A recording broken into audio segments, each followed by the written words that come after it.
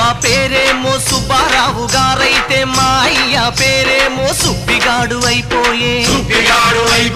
మీ అన్నగారేమో విమానాల్లో ఎక్కుతుంటే మా తమ్ముడు గాడేమో రిక్షాలు దొక్కుతుండే.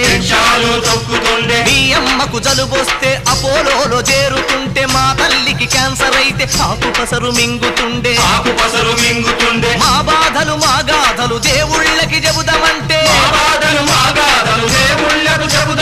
దేవుళ్ళలో ఒకడైనా దళితుడే లేకపాయ. చౌదరి గారు, ఓ నాయుడు గారు, రెడ్డి గారు, ఓ రాజు గారు, మీ పేరు చివరలో ఆ తోకలెందుకు?